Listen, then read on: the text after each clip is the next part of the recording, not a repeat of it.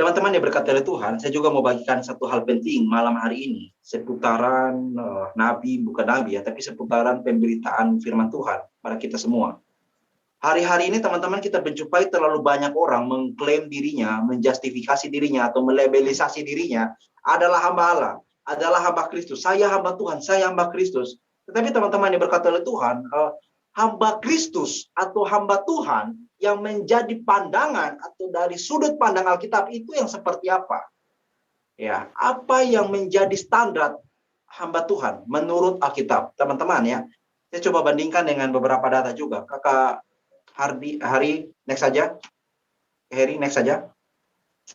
Saya bandingkan ya dalam surat Galatia ya. Ini sebelum saya lanjut, ini berbicara teman-teman ya soal Paulus yang dia itu marah kepada jemaat di Galatia karena mereka itu lekas berbalik dari Injil sejati yang Paulus beritakan kepada mereka dan mengikuti Injil lain. Nanti saya akan jelaskan Injil lain itu apa.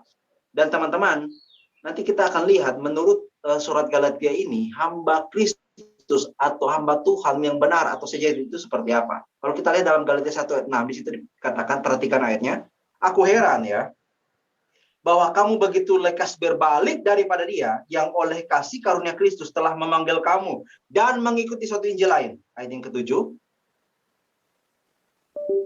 Yang sebenarnya bukan Injil, hanya ada orang yang mengacaukan kamu yang bermaksud untuk memutarbalikan Injil Kristus. Ayat yang ke-8. Tetapi, Paulus katakan, sekalipun kami atau seorang malaikat dari sorga yang memberitakan kepada kamu suatu Injil yang berbeda dengan Injil yang telah kami beritakan kepadamu, terkutuklah dia. Ayat yang ke-9.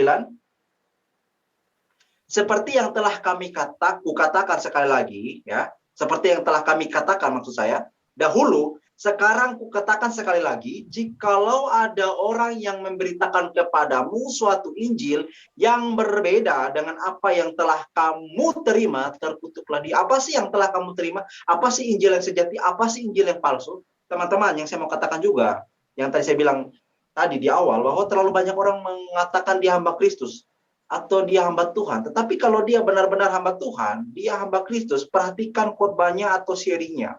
Benarkah kalau dia hamba Kristus, dia lebih banyak berbicara soal Tuhan, lebih banyak berbicara soal Yesus, atau berbicara soal dirinya sendiri?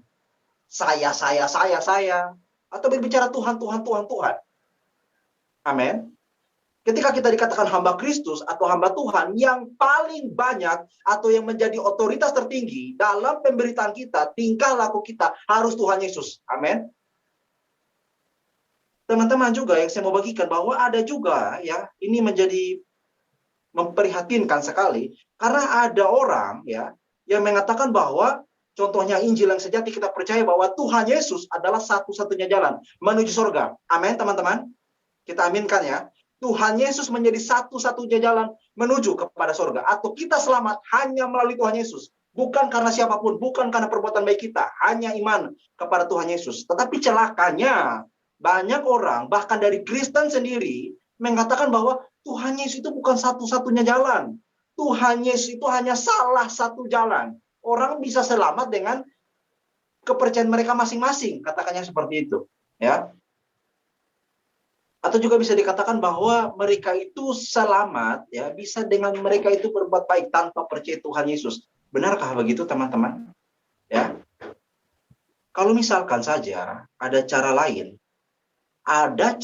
selain percaya Tuhan Yesus, berarti saya mau katakan bahwa kematian Tuhan Yesus 2000 tahun lalu di Golgota itu adalah kematian terkonyol yang pernah ada. Amin. Tahukah teman-teman bahwa Allah tahu kita memang tidak akan pernah bisa selamat lagi dengan cara kita. Nanti kita akan belajar. Ketika bangsa Israel ini nanti dapat hukuman karena mereka itu terlalu kurang ajar kepada Tuhan Allah, mereka dapat hukuman. Dan nanti mereka itu hanya dapat satu jalan untuk mereka supaya hidup. Dan kita harus tekankan di sini bahwa teman-teman, Injil yang sejati, Injil yang benar, ketika ya kita percaya benar-benar bahwa Tuhan Yesus sebagai satu-satunya Tuhan, satu-satunya Allah dalam hidup kita, juru selamat bagi kita. Satu-satunya jalan menuju kehidupan. Dan sampai kalau ada orang, bahkan mungkin lebih celakanya dari Kristen sendiri, mengatakan kalau ada jalan selain Tuhan Yesus, lebih baik kita tidak usah Kristen, teman-teman. Lebih baik stop Zoom dan kita jadi agama lain atau ateis sekalipun bisa.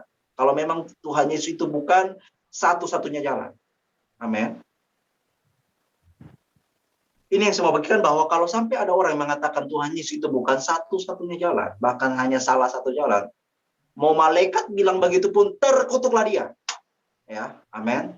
Firman Tuhan katakan seperti itu. Dan yang ke-10, Kak Heri lanjut saja. Dan yang ke-10, kita lihat di sini. Jadi bagaimana sekarang? Adakah ku cari kesukaan manusia atau kesukaan Allah?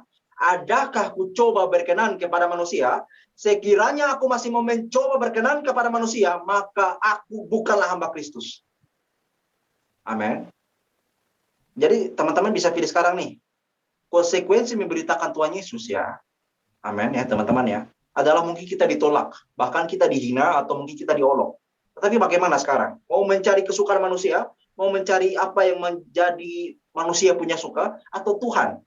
Kalau kita sekiranya masih mau mencoba berkenan kepada manusia, kita bukan hamba Kristus. Maksudnya di sini adalah begini, kalau ada istilahnya bukan kita menghakimi orang, tidak teman-temannya, bukan menghakimi. Kita menghakimi orang membabi buta, tidak. Tapi maksudnya ketika firman Tuhan berkata sesuatu yang orang lain mungkin lakukan bertentangan dengan firman-Nya, tegurlah dia. Tidak apa-apa teman-teman, tegurlah dia. Dan saya pun pribadi sangat senang ditegur jika saya buat salah. Pastinya, kalau memang berdasar atau sesuai dengan firman Tuhan, atau kita tegurlah, karena itu baik adanya. Amin.